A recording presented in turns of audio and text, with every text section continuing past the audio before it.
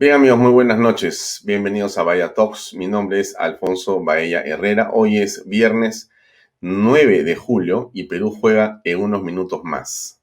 Hoy tenemos un programa para continuar en el tema del Tribunal Constitucional y vamos a conversar con dos actores principales. Ambos han sido candidatos al Tribunal Constitucional y no alcanzaron la votación. Vamos a conversar con Carlos Hackanson y con Fernando Calle. Vamos a una pausa comercial y regresamos con las entrevistas aquí en Bahía Talks.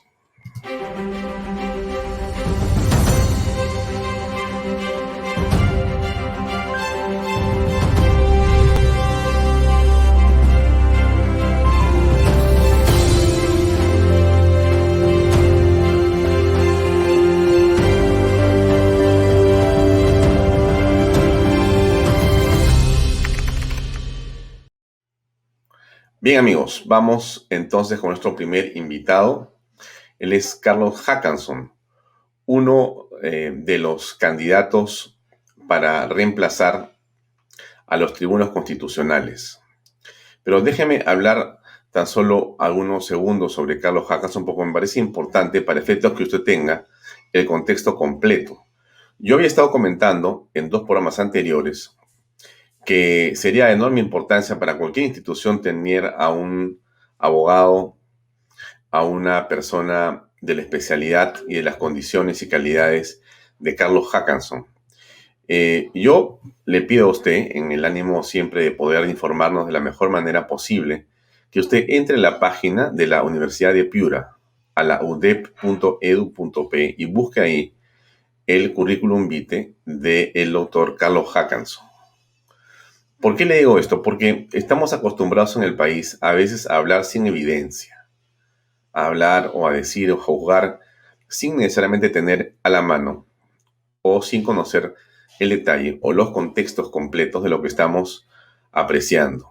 En el caso de un candidato a un cargo tan importante como el del Tribunal Constitucional, se requiere, por cierto, ciertas calidades y condiciones que son importantísimas.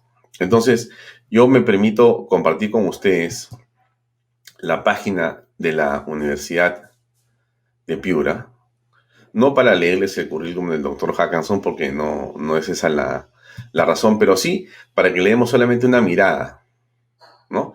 Él es licenciado en Derecho por la Universidad de Lima, es bachiller de Derecho y Ciencias Políticas y licenciado en Derecho por la Universidad de Lima también, y tiene un posgrado de doctor en Derecho en la Universidad de Navarra en España.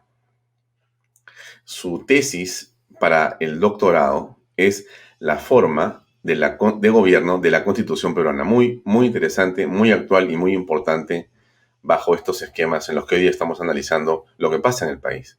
Pero si ustedes bajan y siguen mirando lo que ha hecho el doctor Carlos Hackanson, van a encontrar los campos de investigación que son importantes en administrativo, en arbitrajes con el Estado, en derecho de personas, en formas de gobierno, etcétera. Y tiene publicaciones que ya quisiera yo poder, aunque sea haber leído de repente, ¿no? Libros que tienen que ver con temas de derecho constitucional, temas con derecho de defensa de la Constitución, con código procesal constitucional, etcétera. Y están las publicaciones en libros y en diferentes creaciones ahí en la página para que usted lo pueda ver y usted pueda apreciar. Tiene una experiencia de docente importante, no solamente en la Universidad de Piura, sino también en la Santo Toribio de Mogrovejo y otras más. Y tiene premios, honores, becas y tiene otros méritos. Bueno, esta es la calidad de personas que por razones que vamos a conversar ahora, no han logrado estar como reemplazo de quienes ya han cumplido su tiempo en el Tribunal Constitucional. Pero, ¿qué ha pasado con Carlos Hackanson? Obtuvo 81 votos de los 87 necesarios. Entonces, está con nosotros, lo hemos querido invitar para poder conversar con él y que nos comente, bueno, cuál es su experiencia en este proceso, qué cosa ha habido según él y, bueno, qué perspectivas tiene. Vamos a recibirlo a Carlos Hackanson. Buenos días, Carlos. Gracias por acompañarnos y gracias por esta entrevista. Muchas gracias a ti, Alfonso. Muchas gracias. No puedo dejar sin agradecer la cariñosa presentación que has hecho. Me has puesto rojo, no toco en su pantalla, me has puesto rojo, estoy muy agradecido. Encantado para lo que tú decías preguntarme, estoy a tu disposición. Bueno, tú has estado en este proceso, Carlos, has estado presente, has estado desarrollando una serie de presentaciones ante la comisión. Te han tomado examen oral, escrito, personal, etcétera. Han revisado tu hoja de servicios, tu currículum y otras cosas más. Bueno, ¿cómo has apreciado el proceso primero para comenzar? Mira, te digo, yo primero, ¿por qué me decidí? Porque considero que la disolución del Congreso el 2019, fin de septiembre, fue manifiestamente inconstitucional. Y luego, cuando el presidente entonces sostuvo que lo hacía, ¿no? Porque faltaba, no se podían elegir sin meritocracia, tenía que haber regularse esto, y luego soltó digamos, comentario como cuestionando, ¿no? El, el profesionalismo, ¿no? Y la ética, ¿no? De los candidatos, a todos, son hombres. Entonces, cuando se instaló el nuevo Congreso y empezó el nuevo proceso de selección, le conversé con mi familia y dije, mira, voy a presentarme, ¿no? O sea, pues voy a presentarme porque, por un tema de principio, porque primero, digamos, si me quieren evaluar a los candidatos, si quieren entrevistarlos, si quieren hacer el currículum, pues estupendo. No solo eso, sino que también pasé por un proceso de informe, ¿no? De Contraloría, en el cual, lo cual prácticamente te lo digo en serio, medio en broma, o sea, prácticamente te preguntaron cuántas monedas tenías en el bolsillo derecho del pantalón, ¿no? Prácticamente era todo eso, ¿no? Y luego vino la entrevista en la cual yo, la verdad, no, que eran de preguntas de tres tipos. Preguntas, eh, la primera, por ejemplo, de temas que parecían, bueno, de conocimiento propio de la carrera, temas jurisprudenciales, ¿no? También había preguntas de tipo deontológico, ¿no? O sobre lo que podía pensar en función a la mejora del Tribunal Constitucional, ¿no? De esas a mí no me tocaron. Y la tercera, preguntas más bien de definición, ¿no? Sobre estas, por ejemplo, la más cuestionada de mis respuestas fue cuando sostuve que me preguntaron si estaba de acuerdo con el aborto y yo contesté que no y que no consigo un constitucionalista que lo esté, ¿no? Y se dijo que se sostuvo que esto era una especie de adelanto de opinión y no lo es. ¿Por qué? Porque yo no soy un juez, no estoy adelantando opinión porque no soy funcionario público que administra justicia. Y además, no hay que confundir eso con las convicciones personales.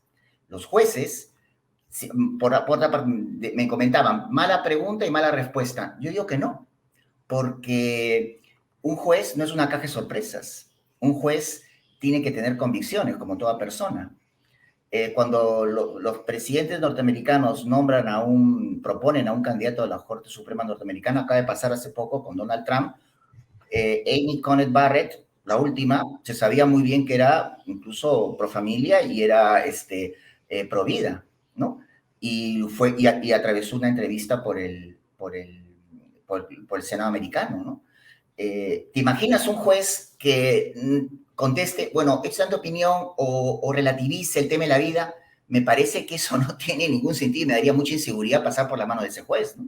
Entonces, una cosa son las convicciones personales y otra cosa muy distinta es que un magistrado, sabiendo que tiene un caso delante, en televisión, adelante opinión o diga cómo va a fallar, ¿no? Eso no es, eso es muy distinto. Y eso que quiero dejarlo muy claro a la, a las personas que te siguen y te ven diariamente, Mm. Alfonso.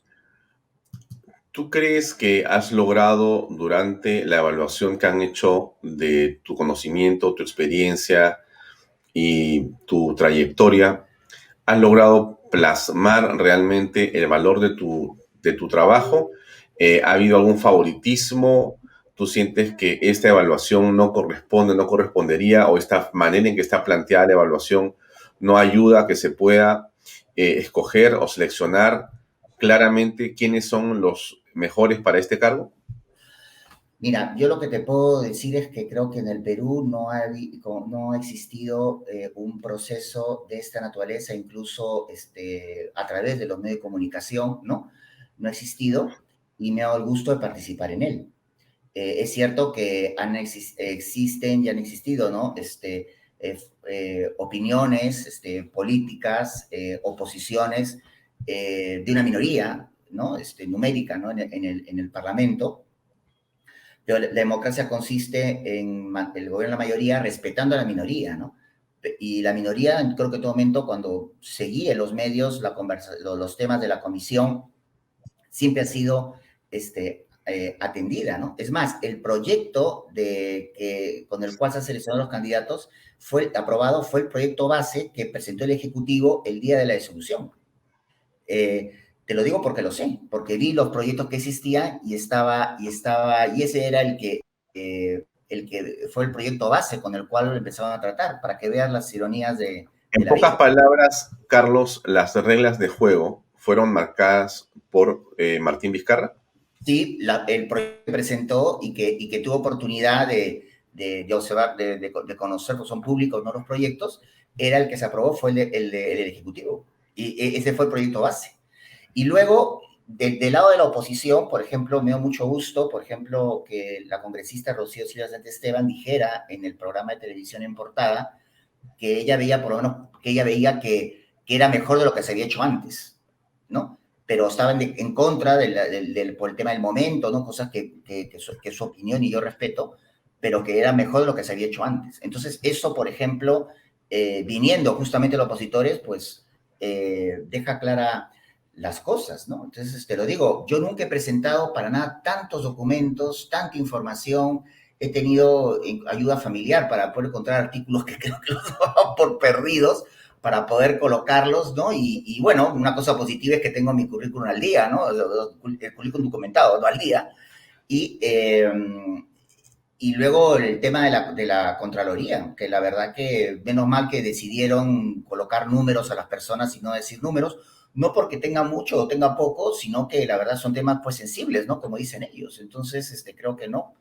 Y en fin, y luego sí, cuando el presidente de la comisión agradeció a cada uno de los candidatos por haber llegado hasta la entrevista, yo culminé mi intervención diciendo que sea cual sea la decisión que ellos tomen, yo me siento satisfecho de haber pasado por ella, porque realmente creo que los candidatos del 30 de septiembre del 2019 fueron maltratados incluso con opiniones desde el presidente, cuestionando sus condiciones personales, ¿no? Y éticas, ¿no? Y eso, por ejemplo, no se puede, o decir, por ejemplo, les faltaban a todos estándares, que se puso esa palabra estándares. Bueno, pues vamos a los estándares, ¿no? Vamos todos, ¿no? Vamos todos y pasar por callejón oscuro, ¿no? Por decirlo así, ¿no? Perdón que lo diga así, ¿no? Ujú. Entonces, pero en realidad no me sentí nunca maltratado, ¿no? En el Congreso en absoluto, porque yo he sentido en el proceso de selección, todo ha sido de una manera bien. El tema fue, digamos, al final, digamos, ¿no? Porque al final, digamos, al no tener los votos, creo que insistieron con una reconsideración y creo que la primera reconsideración, creo, para mí es el límite, ¿no? No se puede estar reconsiderando, aunque por más que esté previsto, no se puede reconsiderar 2, 3, 4 veces, porque eso no me parece, eso es la única, digamos, observación, pero que fue, me parece, por un tema pues, digámoslo así, no era prudente. Entiendo que es una reconsideración, pero reconsiderar 2, 3, 4, eso ya creo que de alguna manera no está bien. Por más que esté Mm. previsto, no me parece que eso sea lo más adecuado. Entonces ahí, educadamente, usé una carta de pedir que declinar, ¿no? De continuar, porque en 2 votaciones había obtenido, creo, 81 votos. Entonces, ya una tercera vez, me parece que no se presta, ni en derecho administrativo no puede reconciliar tantas veces. Hubo dos votaciones tuyas con 81. Sí, ¿Y se con iba a ir a una 81. tercera votación? iba a haber tercera votación, me parece que ahora va a ser ahora, si no se impide. Pero eso, por ejemplo, incluso decían que iban a continuar desde el tercero, ¿no? Perdón, desde el cuarto hasta, y luego iban a volver a comenzar con el primero. Pero eso, me parece que eso, el papel aguanta todo, pero como tiene una, porque finalmente es una elección política, porque por más que haya una elección, el Congreso, de acuerdo con la Constitución, tiene que nombrarlos, digamos que no es adecuado estar haciendo una especie de círculo, ¿no? De circuito que no, máximo creo que el límite es una reconsideración y punto, pero no tres o Ahora, más, Carlos, no me parece, ¿no? entiendo el punto. Ahora, Carlos, ¿tú consideras que en esta oportunidad, dado que te has referido tú al proceso que terminó con la disolución el 30 de septiembre, este proceso actual en el que tú has participado como candidato al Tribunal Constitucional, ¿te parece que es un proceso que permite que el país pueda conocer de una manera más precisa cuáles son las experiencias y calidades y cualidades de los candidatos? ¿Te parece que es mejor? Mira, el proceso, como te digo, me parece que es el más detenido, arduo que ha existido, ¿no? Más, yo participé en el 2014 y no, ahí fueron de una manera, fueron por invitación y lo único que presenté fue mi currículum en papel A4 con letra Times New Roman tamaño 12, ¿eh? Y no hubo más. No, y así fue la elección, a las pruebas me remito, ¿no? Entonces, este es el otro extremo, pero como ha sido el primer proceso, entiendo pues que hay cosas que tienen que al menos afinar. Por ejemplo, yo si hubiese dejado si me lo permites, un espacio de subsanación de cuando, de, para corregir observaciones cuando se presentaron los expedientes, ¿no? Porque, por ejemplo, hubo varios candidatos que fueron, por ejemplo, César de Gauwembe, por ejemplo. O sea, que es un trome, ¿no? Una muy buena persona, ¿no? Que presentó y luego por un tema, o por ejemplo la doctora Luz Pacheco, a quien conozco, ¿no? Que también por un tema muy puntual fue excluida de continuar. Yo hice dado un plazo de subsanación, ¿no? Entonces, y eso, por ejemplo, eso lo dice la experiencia. Como es el primer proceso, son cosas que están encontrando el camino y que tienen que mejorarse, ¿no? Ahora, entrando al tema más político, ¿no? Esta suspensión ordenada por la magistrada Blásido Báez en atención a la medida cautelar presentada por el abogado Walter Ayala, quien presenta esa demanda de amparo para que se considere nulo el procedimiento de elección de magistrados del Tribunal Constitucional. Bueno, esta situación, ¿cómo la aprecias tú? Mira, como he sido parte del proceso, yo soy muy delicado con lo que vaya a decir, porque esto fue el Congreso el encargado de responder y tomar eh, las acciones que considere pertinentes. Yo lo que sí te digo, educadamente, es que comparto la opinión del maestro, el doctor Domingo García Belaúnde y del doctor Aníbal Quiroga, ¿no? Es decir, comparto sus opiniones, ¿no? Respecto a este tema que están en los medios, ¿no? Ellos lo que dicen es, claro que estoy de acuerdo, y es que el amparo, por ejemplo, no, digamos, no hay una relación, quien interpone el amparo no tiene una, digamos, legitimidad, ¿no? Activa como para poder presentarlo, ¿no? ¿Qué derecho fundamental está afectando a él, ¿no? Entonces, eso, por ejemplo, debía ser declarado improcedente por parte de la jueza. Lo que yo entiendo, están dándole la razón a lo que opina el maestro Domingo García Belaúnde y también el doctor Aníbal Quiroga, ¿no? Que son concelistas y procesalistas. Entonces, es lo que observo, ¿no? Yo no entro a cuestionar la posición de la jueza y ni su condición de juez supernumeraria, no. Yo voy al fondo y no es.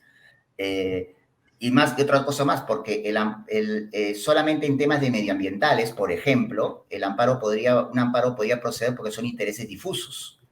solamente, pero después, solamente en caso de intereses difusos, en tema de medio ambiente podía proceder un amparo, pero luego no. La persona tiene que acreditar que se está afectando uno o más derechos fundamentales, y por eso recurre al amparo por una manifiesta arbitrariedad. Entonces, todo eso hace que, entiendo yo, como dicen ellos, se caiga lo que se ha planteado, ¿no? Al margen, bueno, y en la parte personal sí me quedo preocupado pues en el futuro, ¿no? Porque de alguna manera en los últimos años el Parlamento ha venido restada su autonomía funcional y luego de alguna manera observo, ¿no? Que el, el tribunal constitucional termina prácticamente operando como un senado porque al margen de que se haya tenido o no razón del Congreso, no voy a entrar ahí, ha terminado dirimiendo temas que finalmente atraviesan los tribunales constitucionales en el no, y esto está advertido, ¿no? Que es la especialización de la ¿no? Y eso, por ejemplo, que es inevitable, pero hay diferencias de grado en países en uno y otro. Es lo que puedo decir. Es evidente que estamos frente a un hecho político en el sentido de que hay una lucha también por el poder constitucional, por el poder en el Tribunal Constitucional. No es simplemente un asunto académico ni técnico jurídico. Es un asunto de poder mucho más extenso. Cuando tú te refieres a una de las preguntas que provocan una expresión de tu parte sobre una condición y una forma de pensar, una creencia tuya, propia e íntima con relación a la vida, estamos advirtiendo que estamos frente a una posición política. Es una convicción personal, pero son posiciones políticas que de muchas maneras, tengo la impresión, Carlos, determinan, definen, orientan las políticas públicas en una sociedad. Y esa es la razón por la cual puedes ser bienvenido o no ser bienvenido al tribunal para una parte de los medios, los opinólogos y las posiciones que son contrarias. Si yo no creo en la vida, si yo no creyera en la vida, yo sí creo en la vida, pero si yo no creyera en la vida, diría, pucha, entonces Hackathon nunca me va a dejar a mí promover el aborto. No es bueno que esté, entonces hay que ver cómo petardeamos el proceso. ¿Por ahí viene el tema? Debe ser una de las razones fundamentales que están detrás, pero yo te digo esto, Alfonso, para un constitucionalista no es solamente un tema de íntimo, ¿no? Porque te lo digo, lo comparto contigo y con todos los que te siguen lo siguiente, ¿no? A diferencia de otras especialidades en el derecho, por ejemplo, hablemos de derecho penal, puede existir un penalista que, a pesar que, por ejemplo, sabe que no se puede aplicar la pena de muerte en el Perú, piensa que sí debería haber pena de muerte y que podría resolver resolver mucho de la delincuencia, ¿no? Sobre todo en crímenes gravísimos, ¿no? Y puede tenerlo, ¿no? Y es penalista, pero bueno, aunque sabe que en el Perú no se puede aplicar, ¿no? Un civilista puede decir, bueno, miren, yo veo contratos, o sea, fuente de las obligaciones, ¿no? Veo temas de sucesiones, pero yo temas de familia no veo porque en la realidad, pues, puede decir que no, tema de separación de cuerpos o tema de divorcio no ve por un tema de convicción y no lo expresa por un tema, pues, libre y que me parece que son sus convicciones y me parece muy bien, ¿no? Pero el derecho constitucional, Alfonso, es una especialidad de definiciones. Vida, libertad, igualdad, propiedad y como fundamento de todo ello, la dignidad humana, son determinantes para poder comprender en el fondo lo que es la profesión. Pueden existir, de hecho existen, ¿no? Muchos colegas míos, con todo respeto, digamos, tienen posiciones distintas a la mía en este aspecto, ¿no? Y claro, pueden de alguna manera ser muy buenos procesalistas, digamos, efectivos, ¿no? Porque en los procesos que llevan, pero al final, ¿cómo van a defender la libertad si no creen en la vida, ¿no? Es un tema de cómo van a poder defender la libertad de personas si en principio no pueden no creer en el derecho a la vida en sí misma, ¿no? Entonces yo, ¿cómo pueden creer en la dignidad humana si no consideran que el concebido es una persona humana en formación, ¿no? Por decirlo así, ¿no? Ya. Entonces, eso, por ejemplo, es una contradicción, ¿no? Entonces, es una contradicción. O sea, ¿cómo pueden creer que el concebido, ¿no? No es una persona humana en formación? Y es más, pero sí creen que es sujeto de derecho para todo lo que favorece. O sea, puede heredar, pero puede morir. Entonces, no tiene ningún sentido, es una contradicción. El derecho consciente es una especialidad de grandes definiciones. Sé que a lo mejor estoy solitario en este tema, no lo creo, porque, por ejemplo, tengo colegas, amigos míos, ¿no? Que piensan y ejercen derecho constitucional con esa misma línea, ¿no? O sea, concretamente te digo, los conozco, estoy con ellos, ¿no? Don Luis Castillo, ¿no? Lo conozco, en el extranjero está Juan Cianciardo, Fernando Toller, ¿no? O sea, yo lo puedo decir, en el Perú debería decir más nombre porque los hay, ¿no? Pero lo quiero plantear de esa manera, ¿no? Y me gustó decirlo en el Parlamento. No sabes que a mí me gustó porque hay que tener convicciones y hay que decirlas. No puedo ser medias tintas. No puedo decir, bueno, como no me conviene, entonces no puedo decir adelantar opinión. ¿Cómo voy a...? No es adelantar opinión, son convicciones, es el derecho a la vida. Entonces, hay un tema nuclear ahí que realmente se ha revelado en los últimos años en derecho constitucional peruano, ¿no? Y se ve, ¿no? O sea, que incluso, no solamente en la vida, ¿no? Sino que hemos tenido ya una sentencia que habla maravillas de la separación de poderes, pero al final dio la razón al Ejecutivo, ¿no? Entonces, y los franceses lo dijeron muy bien, ¿no? Toda sociedad en que no cree en los derechos humanos, en que no se reconocen derechos humanos ni separación de poderes, carece de constitución. Artículo 16 de la Declaración de los Derechos del Ciudadano de 1789, ¿no? Eso está clarísimo, ¿no? Lo que habría sido un estatuto, ¿no? Que eso sería muy riesgoso, ¿no? De cara al futuro en el Perú. Carlos, ¿tú estarías dispuesto o interesado en volver a participar en un concurso? ¿Te has visto o te has sentido maltratado? ¿La votación que no ha logrado llegar a 87 te ha quitado el ímpetu o la voluntad de seguir tratando de postular para poder estar en el Tribunal Constitucional? Mira, yo ahora mismo vivo el hoy, ¿no? O sea, yo no sabía que tampoco iba a postular la siguiente vez, pero hasta que luego el presidente, entonces, Martín Vizcarra, echó no sé, hizo un comentario que no me pareció infeliz respecto, ¿no? A los candidatos que se presentaban, pero a todos, no digo, no hablo en particular, sino dijo a todos los candidatos que se presentaban, pues no tenían estándares, no, su calidad ética es cuestionable. Eso me pareció muy mal, ¿no? Entonces, en este momento, pues me siento satisfecho de haber participado. Sí, no estuve de acuerdo en que, por ejemplo, ya creo que el límite era una reconsideración. Hay un tema evidentemente político porque debieron de una manera, por su tema político, una decisión política, asegurar los votos. Con una bancada decidió retirarse, a lo mejor lo conveniente era este, detener la sesión y no volver a insistir, pero eso ya es un tema político de los congresistas, ¿no? Por ejemplo, yo si me permites en las redes, por ejemplo, el congresista Mamani, que estuvo en la entrevista preguntándome, tuvo un gesto muy bonito, o sea, dijo, yo hay muchos puntos de vista que no comparto con el profesor Hackanson, pero sé que la entrevista contestó con sinceridad. Bueno, eso para mí, digamos, nadie obligó al congresista a emitir un tuit, ¿no? Pero yo realmente agradezco, yo me voy satisfecho y te digo, Eloy mismo, quien quiera, por ejemplo, ver, pues puede ver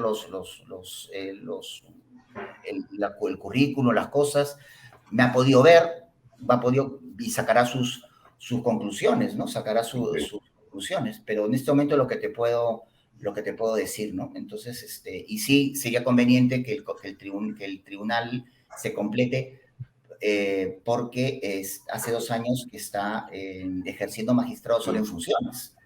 O sea, se habla mucho de legitimidad con este tema del proceso, pero la legitimidad, que es el justo título para ejercer un cargo, de una manera se ha consumido con 6 mandatos vencidos hace 2 años. Entonces, apunten el concepto de legitimidad donde tienen que apuntarlo.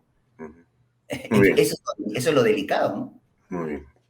Carlos, agradecerte por tu tiempo y por la conversación. Y bueno, hasta otra oportunidad hablaremos seguramente más de derecho constitucional que va a estar de moda en los próximos meses, estoy seguro. Gracias por acompañarnos esta tarde. Muy amable. Alfonso, gracias a ti por tus palabras, por la oportunidad y te envío un abrazo. Gracias, muy amable. Bien, amigos, era Carlos Hackanson que nos acompañaba en estas reflexiones en torno a lo que ha ocurrido en los últimos días en el Congreso en relación al Tribunal Constitucional. Vamos a ir a una pausa comercial y regresamos con más aquí en Bahía Talks. Permiso.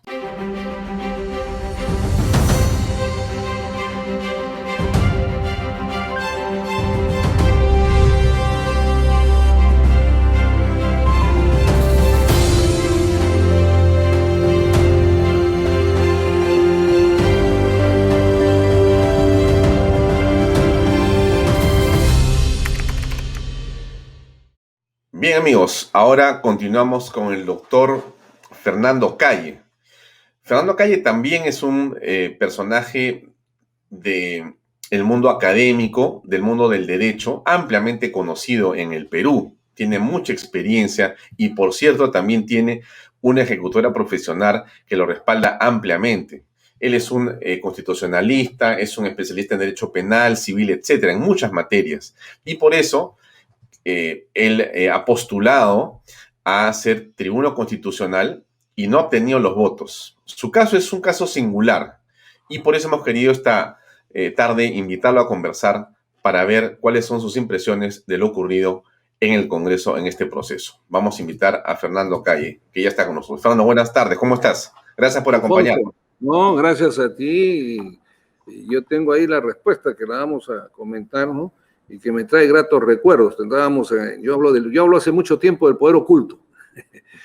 Tu padre, que conocí yo de muchacho, adolescente, hablaba él del poder invisible, ¿no? Incluso hay una obra, creo. Ese poder oculto existe. Te escucho. A la orden. Claro, la pregunta es, primero, Fernando, directo al grano y a la vena. Está bien. ¿Tú has sido el primero en la lista, en la prelación, en la calificación? Pero extrañamente a todos nos sorprendió que tuviera solamente 6 votos en favor tuyo y 80 en contra. Explícanos qué ocurrió. Bueno, yo he llamado esto el poder oculto y quiero quitarte 2 minutos en el proceso. Yo decidí postular porque, bueno, mi aspiración de intentar un esfuerzo político fuera presidencial con las ideas que yo tengo no funcionaron porque los que dirigen no querían. Entonces yo me dije a mí, si tú conoces el problema, eso lo aprendí desde muchacho con Buda y los griegos, si tú sabes dónde está identificado y sabes cómo solucionarlo, sin duda que si no lo haces eres un cobarde, ¿no? Y yo no lo soy, pues, Alfonso, ¿no? Entonces conocía lo del tribunal cuando se me invitó y dije, ni modo, voy a hacer el reto. ¿Pero por qué? Consulté con varios colegas juntos, le digo, ¿por qué no postulamos? La respuesta muy práctica que le entendí, no, estás loco, Fernando, te vas a exponer a que congresistas te maltraten, pero yo decía dentro de mí, alguien tiene que apoyar esto, porque la explicación que me daban, no creas que soy ingenuo, ¿eh? Pero la explicación que se me daba y aparentemente estaba, es que era distinto a todo lo que había pasado y que yo he vivido y he sido elegido, eminentemente político, y si hay una visión importante, los políticos convocan a los mejores, como sucede en Estados Unidos y otros lugares. A veces no es necesariamente así.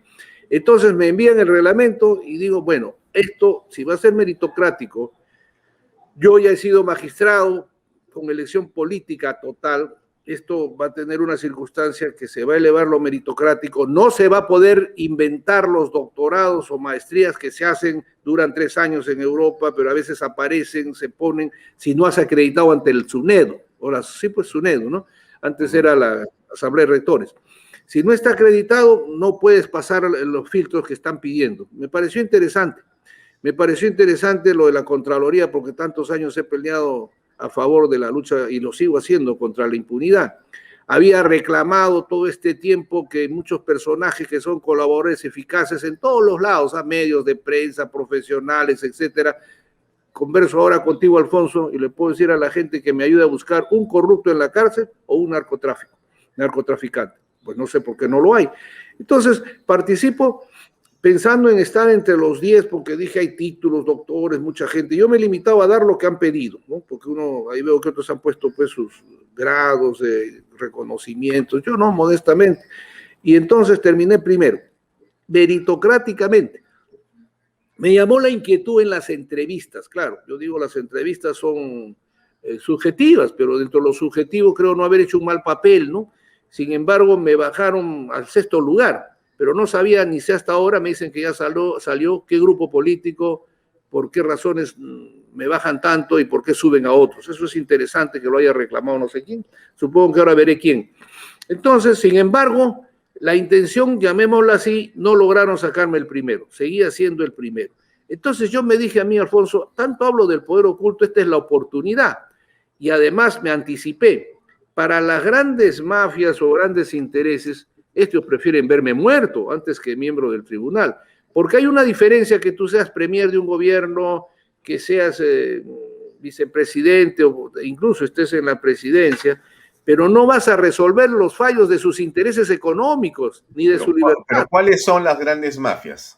Por lo menos las tienes tú para mencionar. Bueno, yo he llamado el poder oculto, naturalmente no puedo saber cuál es porque si no ya dejaría de ser oculto, pero las grandes mafias sin duda son los grandes intereses que llegan, ¿no? Por ejemplo, vamos a ver qué me ha pasado bajo mi periodo, ya que ha estado de moda. Y se ha hablado cada cosa que no es justa y unos jóvenes que tienen encerrona, no sé cómo se llama, hablan tontería, perdóname, y ojalá los jóvenes lo rechazan porque un periodista debe verificar. Entonces, empecemos, por ejemplo, hubo un caso famoso aquí con Municore. Yo soy amigo y le deseo lo mejor a Lucho. Amigo, esas llamadas no sé por qué no las han grabado, ¿no? Bueno, acá nada se ha grabado, son solamente porque no hay nada que grabar. Entonces, pero yo he votado en contra. Esta sentencia fue el 02920 del 2012, proceso de habeas corpus, con Municore. Ahora, es importante que sepa la gente, no sé cómo ha sido ahora, los felicito a los magistrados, si es que ya no hay. En mi época, por ejemplo, yo era ponente, firmaban todos conmigo y de repente volvían, sacaban sus firmas, ¿no? Pues yo no estoy de acuerdo con eso, pero ahí están mis votos. Después se ha hablado un poco, para que tengas una idea cuando hablan cuál es el poder oculto, yo sí creo que lo hay, ¿no? Porque el comercio, por ejemplo, ¿qué es lo que dicen? Sacan una lista, claro, yo vengo hace años peleando que no se le dé a todos los grandes publicidad del Estado y naturalmente me he referido a algunos vinculados a estos medios que para mí deberían estar en cárcel, porque si la colaboración eficaz no se ha aportado nada, no se funciona en general, tú eres colaborador, pues vuelves a la prisión, ¿no? Y además tienes que dar cuenta. Pero exageran cuando dicen comprometen y me ponen a un mismo saco, porque si tú ves aquí en esta edición del día 2 de julio, a diferencias que hay, yo no tengo un video, yo no tengo un audio, yo no tengo una sanción, no tengo nada, solamente tengo números que agradezco porque pareciera que le hubieran dicho a la periodista, como sea usted busca, porque han pasado 5 años o 6. Yo he sido miembro del tribunal. ¿Tú no crees, Alfonso, que la fiscalía, todos los que están en esto ya hubieran hurgado como locos? No tendrían como sea porque se trata de un alto miembro del Tribunal Constitucional. A ver, pues bueno, una pregunta. La que quieras, Alfonso. ¿Qué piensas de lo que ha expresado el congresista Luis Valdés en el sentido que Francisco Sagasti le pidió bajo amenaza que no eligiesen a los magistrados del TC? ¿Te da la impresión que por ahí hay un poder también oculto? Bueno, diera la impresión que el presidente Sagasti y otros quieren mantener a los que están en el tribunal, ¿no es cierto? Eso es lo que dice de ahí. Pero lo que habría una contradicción, si el señor Valdés pensaba lo contrario, ¿por qué no ha defendido los esfuerzos meritocráticos, no? Porque aquí el poder oculto, y te digo, miren las barbaridades que se ha dicho, ¿no? Mira, Alfonso, se ha mencionado a Inostroza. Yo soy un hombre con más de 40 años de ejercicio profesional, desde casi adolescente he tenido el orgullo de conocer a las más grandes personalidades de la política y la justicia, y ya con mi ejercicio, no hay fiscal de la nación que no haya conocido y que no haya tenido, salvo con la que decían la tía, que tenían otros personajes de la época que hoy tienen muchos recursos, pero después el resto y presidentes de la Suprema, etcétera. Ya llegando a mi cargo, como dijo alguna amiga conocida, Fernando Calle ha llegado al tribunal con amigos, ¿no? No ha llegado al tribunal para ser amigos y comenzar con esos amigos. Pero no está correcto pues cuando se dice, y un solo ejemplo más te puedo poner, se me menciona que Inostroza tiene alguna relación. Por favor, la sentencia 776-2014, guión PA del 14 de abril del 2014, El Tribunal Constitucional lo nombra fiscal supremo de la nación, lo nombra. Y oh maravilla, para los que critican, con el rechazo de ¿quién? De Fernando Calle, pues. Yo soy el que hace el voto singular que dice, nosotros no somos, y esto lo vengo diciendo hace años porque hay magistrados que con justo derecho tienen la tentación senatorial o dicen son un senado chiquito, no. Yo digo, a mí no me han elegido ni para senador ni para diputado, somos legisladores negativos, no somos positivos. Entonces el tribunal no tiene ninguna facultad para nombrar, lo digo en mi voto. Lo único que podemos hacer es el tribunal lo que tiene que hacer es anular la resolución del Consejo y disponer que se vuelvan a pronunciar porque han violado el debido proceso, las garantías. Pero nombrar, eso en la Constitución está reservado para el Consejo Nacional de la Magistratura, ¿no? Hoy Junta Nacional. Pero sin embargo, ahí está la sentencia, lo nombraron. Pero Fernando Calle vota en contra, igual que Comunicore, ¿no? Por decirte una cosa. Después se habla tanta situación. Hubo una ley, varias veces, todos los años había una ley que se llama de protección patrimonial y que Tumán, hay una cooperativa azucarera, se apoyaba en esto. ¿Y qué decía? No era justo que Alfonso Baella, que le eche un trabajo a Tumán, le deba $100,000, termina su esto, le embarga todo y no puede rematarlo, porque la ley le daba protección. Entonces, ¿qué hace este modesto ciudadano? Simplemente decir que eso es inaplicable. Porque no puede ser, pues toda protección no puede ser en perjuicio de los otros ciudadanos. No puede ser que porque a ti te deben y no puedas cobrarle a Tumán. Eso es una cosa pues absurda. Pero sin embargo, en lo de Inostroza, en los que hemos mencionado, ¿no le debería importar al comercio y a los que atacan saber quiénes votaron a favor de ellos? Más que el que votó en contra. Yo quisiera que los señores congresistas que están todavía en debate, que pregunten y me digan si un tribunal constitucional puede nombrar a un magistrado, a un juez.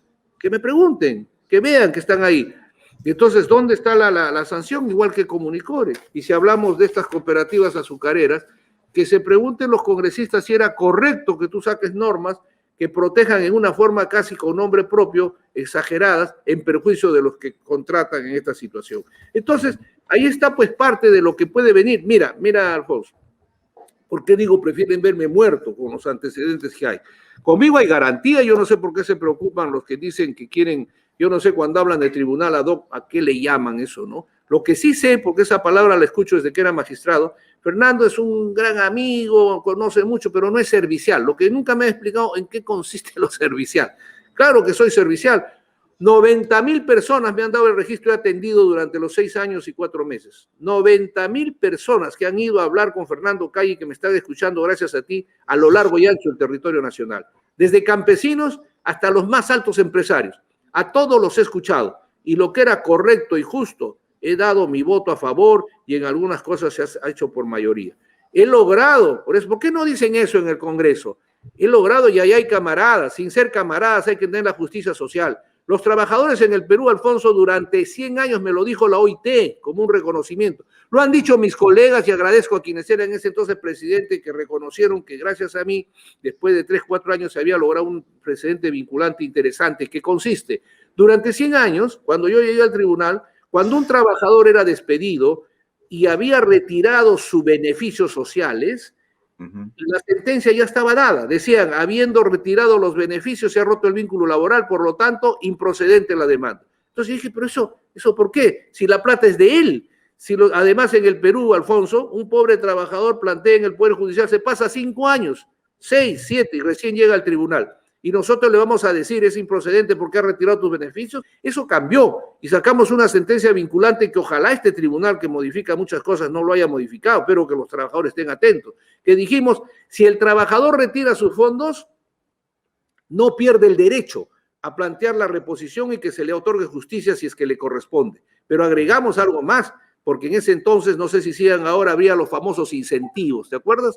Entonces pusimos que la empresa, la patronal, tenía que abrir 2 cuentas, una para incentivos y otra para beneficios, para que el trabajador retire solo la de beneficios, no la de incentivos, porque ahí sí se rompe el vínculo laboral. Y tú me podrías decir, ¿por qué eso, Fernando? Como me decían mis colegas, porque en nuestro país ser pobre es una tragedia, no eres nadie y no sabes de repente si sabes leer. Y entonces esa pobre gente la inducen al poner en una sola cuenta y retira todo y ya perdía su derecho laboral. Lo separamos.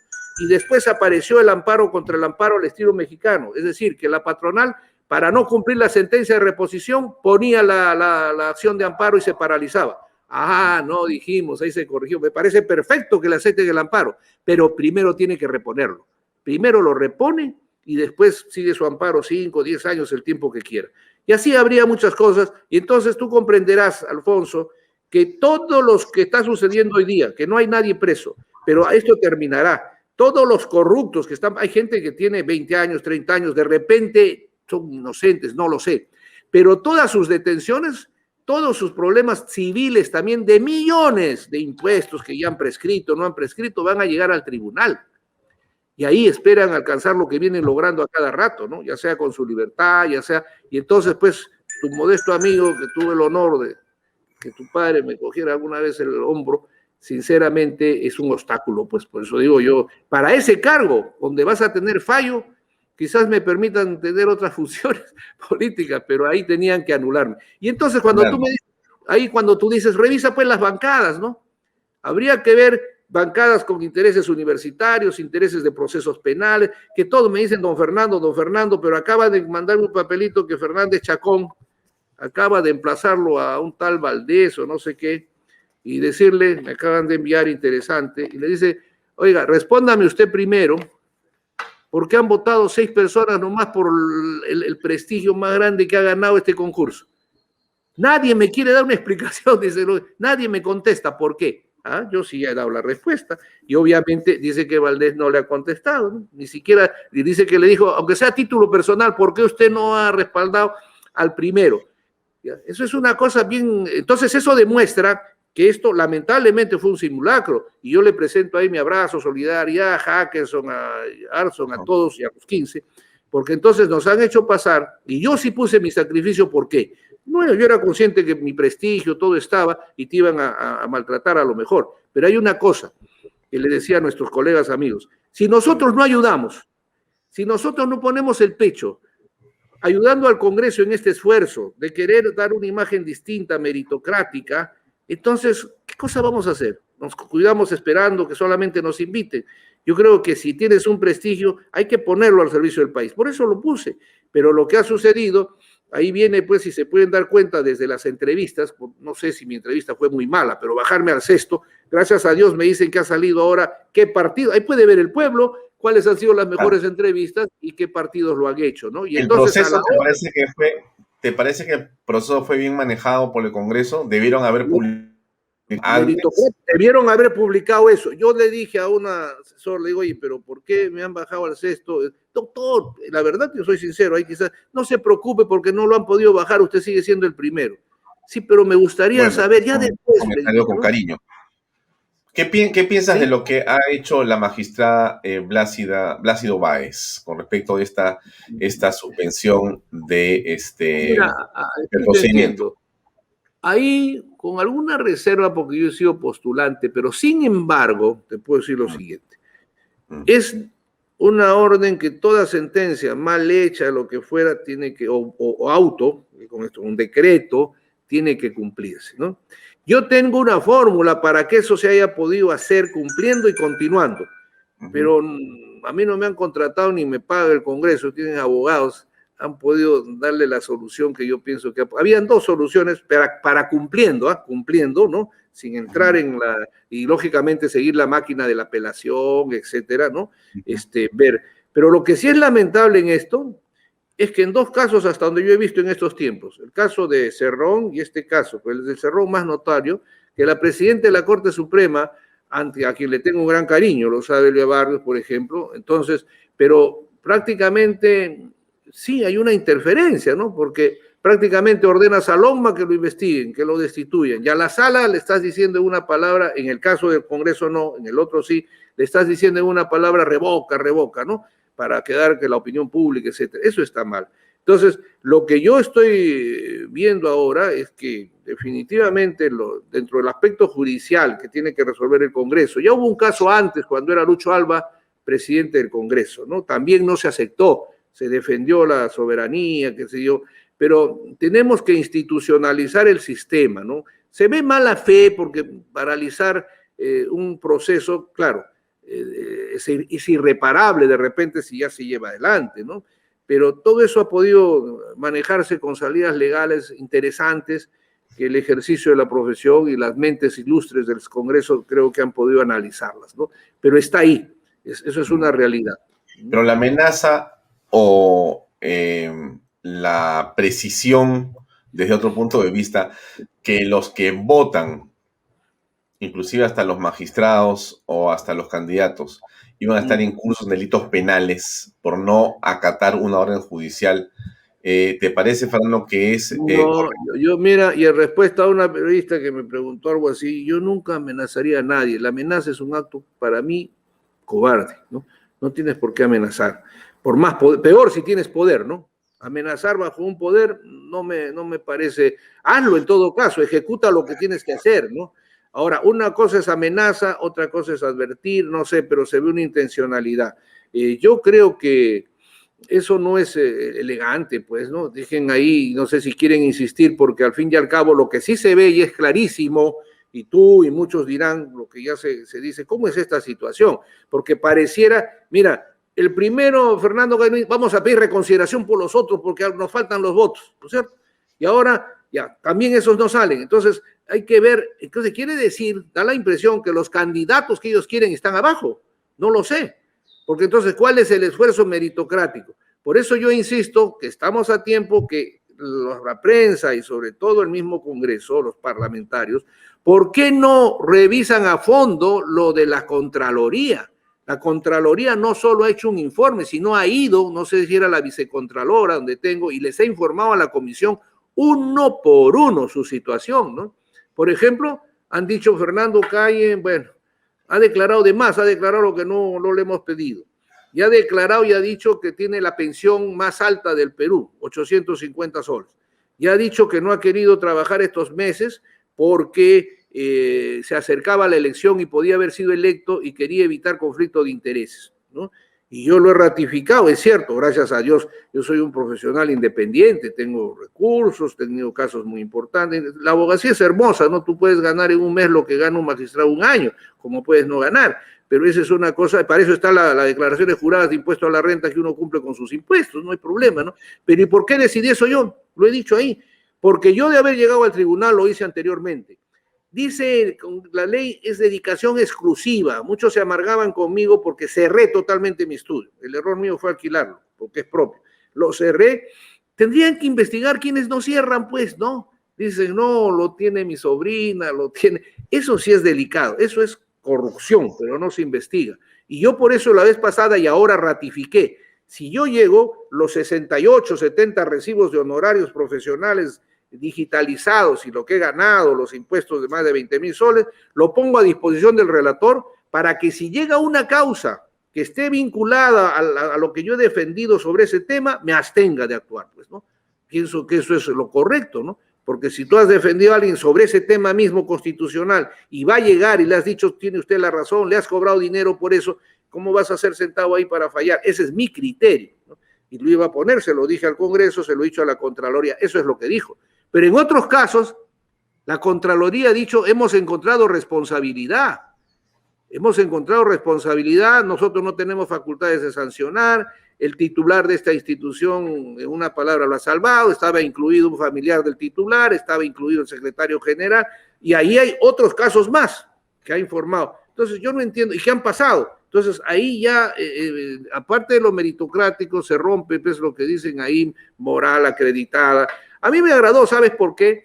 Porque siempre ha sido tradición para el tribunal desde garantías constitucionales que tengas solvencia democrática, trayectoria democrática. Y en alguna elección, Alfonso, revisen, ha habido un candidato que ha llegado habiendo servido 2 o 3 veces una dictadura. Lo noble del candidato es que lo dijo, y el Congreso está escuchando, ahí, ¿no? Lo dijo, yo he servido en el caso tal, en el caso Velasco, en el caso Fujimori, etcétera. Y no pasa nada.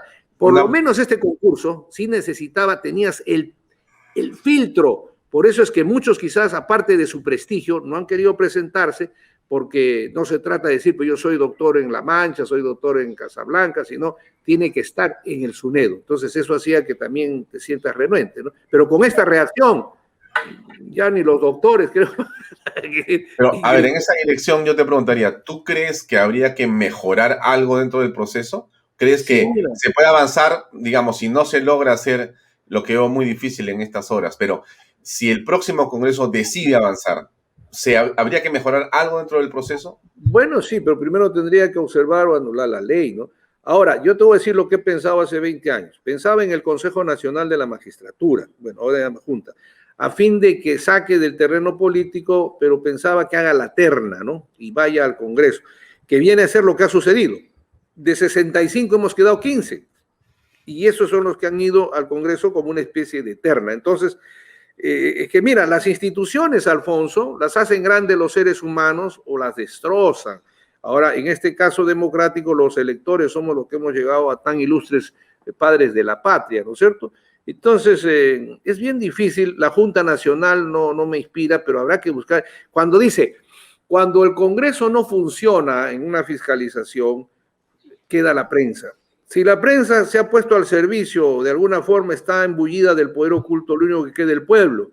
Con ese criterio habría que hacer una legislación y una reforma interesante y que el pueblo elija. Pues yo he creído que la Fiscalía de la Nación, por ejemplo, y esto lo creo hace 10 años, y siempre lo he dicho, a pesar de que más que amigas, hasta alumnos han sido míos fiscales de la Nación, y he dicho con mucho cariño, pero la Fiscalía da la impresión que está al servicio de las empresas mafiosas del Perú, todo está paralizado. Entonces yo decía, el defensor del pueblo, que bueno, los brillos lo podrá juzgar, pero no se trata de la persona. El defensor del pueblo en la Constitución del 79 era el fiscal de la Nación, que tenía ambas investiduras. Entonces, si tú ahorita intervienes la Fiscalía de la Nación por todas las cosas, ¿quiénes van a seguir? Yo no digo que haya mediocridad, pero me parece que lo que sigue no es lo que pueda garantizarse cuando el Ministerio Público es el titular contra el crimen. No hay necesidad de anticorrupción, con todo el poder es barrería. Entonces, yo creo que hay una reforma interesante que pueden hacerla hoy, inclusive antes de que termine, para tener con la otra dos, es reformar y que el defensor del pueblo vuelva a ser el Ministerio Público y que se elija por el pueblo. Lógicamente con requisitos de doctor, todo lo que tú quieras, pero que les des una jerarquía ya de que pueda y que tenga voluntad de fiscalizar, porque el país está, Alfonso, podrido, está perdido Fernando, por la impunidad. 30 segundos para terminar, por favor. Te Ay, qué preguntaría, rápido, ¿volverías a así, postular? Alfonso, hablar contigo se ha ido, pero yo ni he sentido la Ya, entrevista. no, ya estamos casi media hora. ¿Vas a Increíble. postular nuevamente? ¿A dónde? ¿Al tribunal? Sí, No. claro, si hay un concurso Pues, nuevo, el próximo Congreso. yo creo que el Congreso, bueno, nunca, me aprendí un poco, nunca digas no, pero yo en razón de qué postularía si van a tener, salvo que haya una nueva variación y el Congreso decida hacer algún gesto, no de reconocimiento, ¿no? Pero tampoco quisiera, porque yo ya cumplí mi cometido. O sea, yo lo que quería demostrar es que ayer había sido elegido políticamente, con méritos, pero políticamente, y que hoy meritocráticamente le he demostrado, y es un orgullo para mis amigos y todos, que soy el primero. De ahí no lo he podido cambiar. Ahora, ya lo otro es un tema que ojalá piensen en prestigiar el Congreso porque le quita la confianza total al país que se está destrozando. Yo creo que el presidente o presidenta debe convocar a personalidades que no deben oponerse a prestar su servicio al país y habría que ver un mecanismo para el tribunal. Lo cierto es que este tribunal se va a pasar 10 años. 10 años ahí. Muy bien. Ojalá que no. Gracias, Fernando. Muy amable. Ojalá que no, Alfonso. Eso está en manos del Congreso actualmente, ¿no? Gracias, Alfonso. Un cariño siempre. Discúlpame una cosa que a lo mejor no es usar, pero permíteme a que el pueblo sepa mi recuerdo, cariño a tu padre. Brillante. Muy amable. Muchas gracias. Permiso. Sí, un abrazo. Hasta cuando tú digas, Alfonso. Gracias. Bien, amigos, eso es todo. Vamos a ver al fútbol. Permiso. Hasta el día viernes. A misa los que puedan, fin de semana, a rezar por todos los peruanos.